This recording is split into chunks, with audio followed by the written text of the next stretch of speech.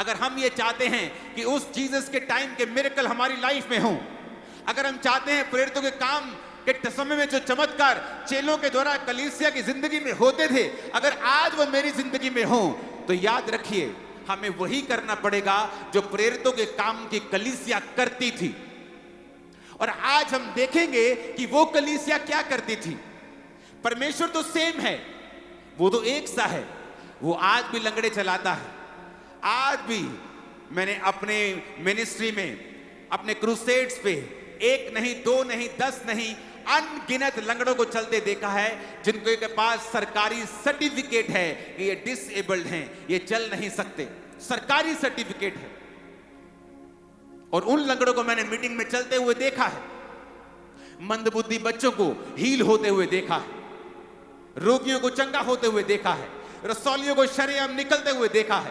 प्रभु तो एक सा ही है, वो कभी बदलता नहीं। वो कल आज और कल युगानुयुग एक सा रहने वाला परमेश्वर है।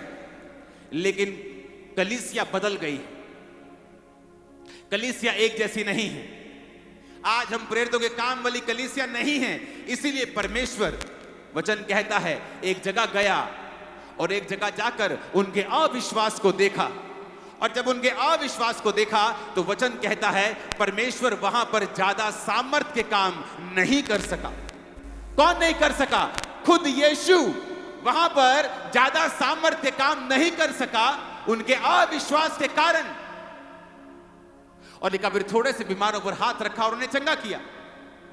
बाइबल कहती है प्रभु यीशु मसीह शमौन कोढ़ी के घर में गए और वहां पर एक पापी औरत आकर परमेश्वर के पांव के ऊपर इत्र मलती है, अपने बालों से पोंछती है, और परमेश्वर कहते हैं जा, तेरे पाप माफ हुए, अब फिर से गुनाह में मत जाना।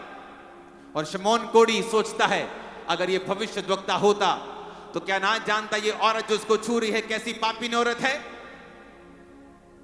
एक व्यक्ति जो कोढ़ी था, और वचन अब भी उसे कह रहा है शमौन कोढ़ी।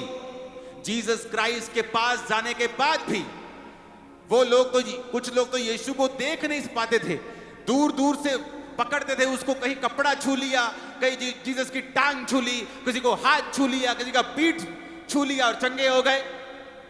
लेकिन उस व्यक्ति के पास तो यीशु मसीह चलकर उसके घर में आते हैं, और फिर भी वो कोढ़ी का कोढ़ी रहता है। वचन भी उसे यही कहता है शमौन कोढ़ी।